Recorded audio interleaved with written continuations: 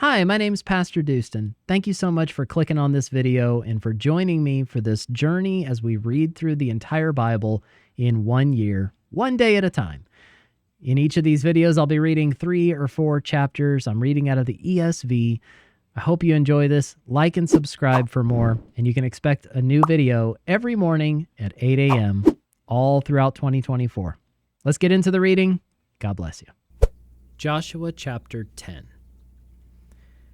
As soon as Adoni-Zedek, king of Jerusalem, heard how Joshua had captured Ai and had devoted it to destruction, doing to Ai and its king as he had done to Jericho and its king, and how the inhabitants of Gibeon had made peace with Israel and were among them, he feared greatly, because Gibeon was a great city, like one of the royal cities, and because it was greater than Ai and all its men were warriors. So Adoni-Zedek, king of Jerusalem, sent to Hoham, king of Hebron, to Purim, king of Jarmuth, to Japhiah, king of Lachish, and to Deber, king of Eglon, saying, "Come up to me and help me, and let us strike Gibeon, for it has made peace with Joshua and with the people of Israel." Then the 5 kings of the Amorites, the king of Jerusalem, the king of Hebron, the king of Jarmuth, the king of Lachish, and the king of Eglon, gathered their forces and went up with all their armies and encamped against Gibeon and made war against it. And the men of Gibeon sent to Joshua at the camp in Gilgal, saying, "Do not relax your hand from your servants. Come up to us quickly and save us and help us, for all the kings of the Amorites who dwell in the hill country are gathered against us." So Joshua went up from Gilgal, he and all the people of war with him, and all the mighty men of valor.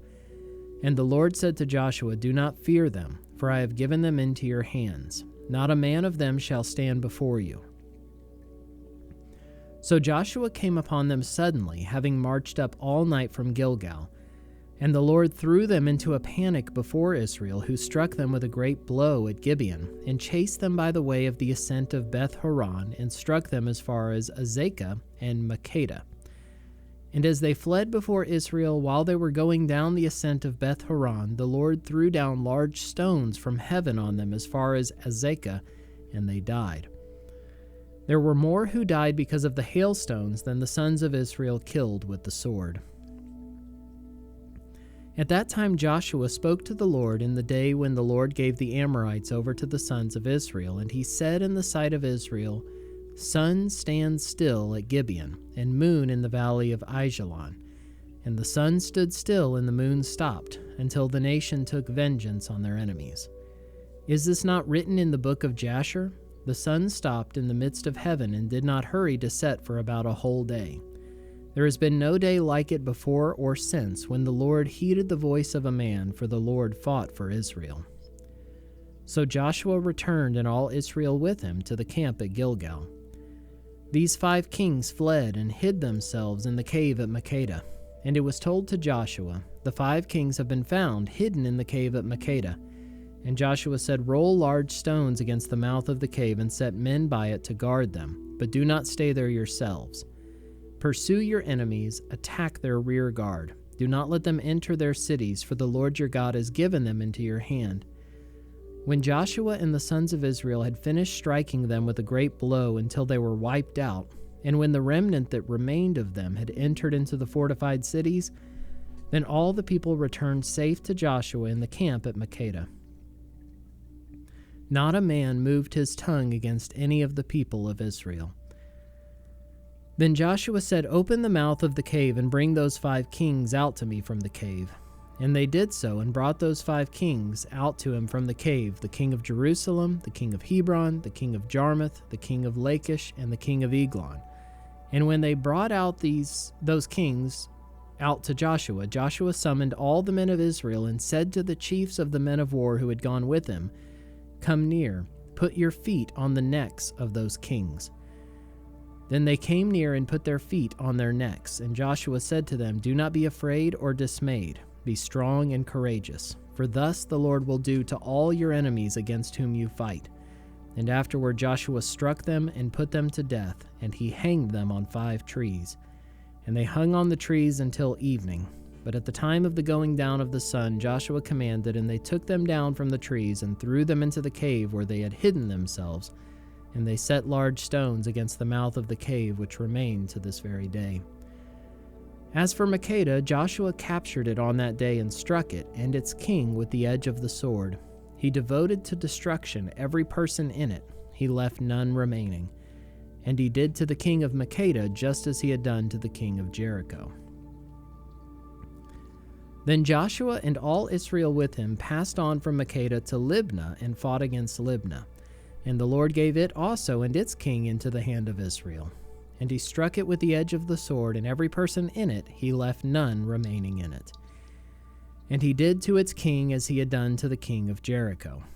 Then Joshua and all Israel with him passed on from Libnah to Lachish and laid siege to it and fought against it. And the Lord gave Lachish into the hand of Israel, and he captured it on the second day and struck it with the edge of the sword, and every person in it as he had done to Libnah. Then Horam, king of Gezer, came up to help Lachish, and Joshua struck him and his people until he left none remaining. Then Joshua and all Israel with him passed on from Lachish to Eglon, and they laid siege to it and fought against it. And they captured it on that day and struck it with the edge of the sword, and he devoted every person in it to destruction that day as he had done to Lachish. Then Joshua and all Israel with him went up from Eglon to Hebron, and they fought against it and captured it and struck it with the edge of the sword, and its king and its towns and every person in it. He left none remaining as he had done to Eglon, and devoted it to destruction and every person in it.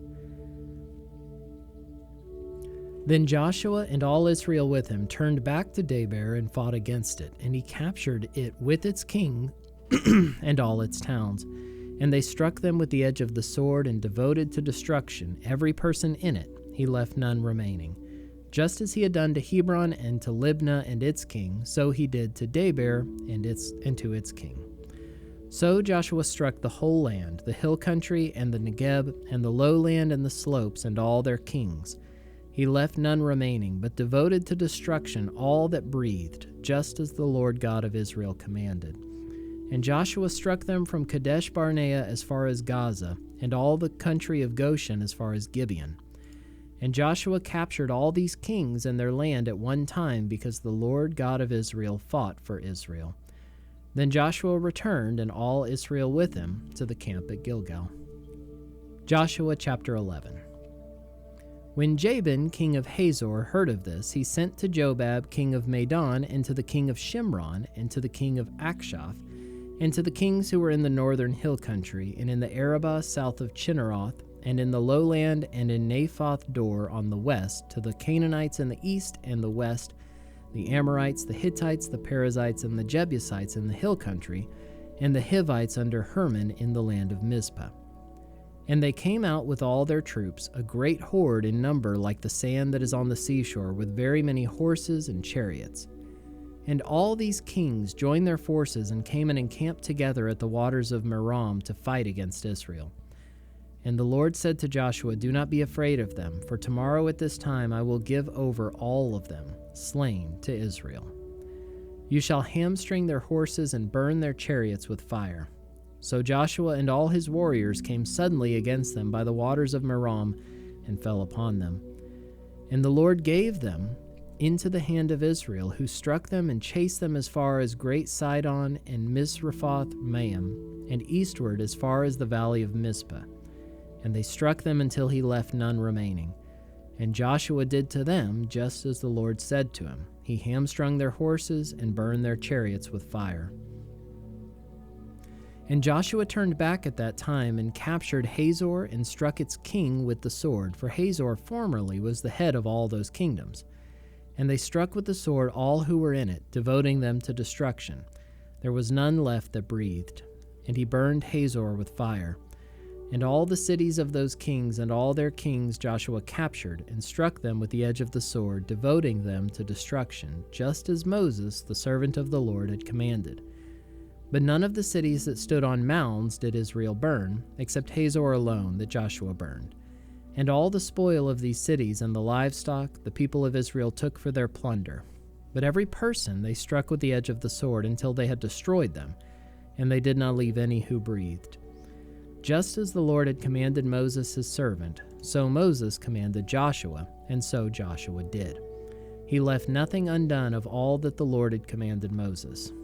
So Joshua took all that land, the hill country, and all the Negeb, and all the land of Goshen, and the lowland, and the Arabah, and the hill country of Israel, and its lowland, from Mount Halak, which rises towards Seir as far as Baal-Gad, in the valley of Lebanon, below Mount Hermon.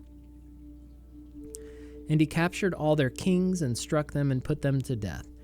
Joshua made war a long time with all those kings. There was not a city that made peace with the people of Israel, except the Hivites, the inhabitants of Gibeon. They took them all in battle. For it was the Lord's doing to harden their hearts that they should come against Israel in battle, in order that they should be devoted to destruction, and should receive no mercy, but be destroyed, just as the Lord commanded Moses. And Joshua came at that time and cut off the Anakim from the hill country, from Hebron, from Deber, from Anab, and from all the hill country of Judah, and from all the hill country of Israel. Joshua devoted them to destruction with their cities. There was none of the Anakim left in the land of the people of Israel. Only in Gaza, in Gath, and in Ashdod did some remain. So Joshua took the whole land, according to all that the Lord had spoken to Moses. And Joshua gave it for an inheritance to Israel according to their tribal allotments, and the land had rest from war.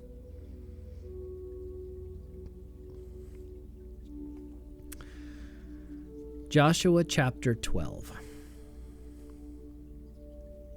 Now these are the kings of the land whom the people of Israel defeated and took possession of their land beyond the Jordan toward the sunrise, from the valley of the Arnon to Mount Hermon, with all the Arabah eastward.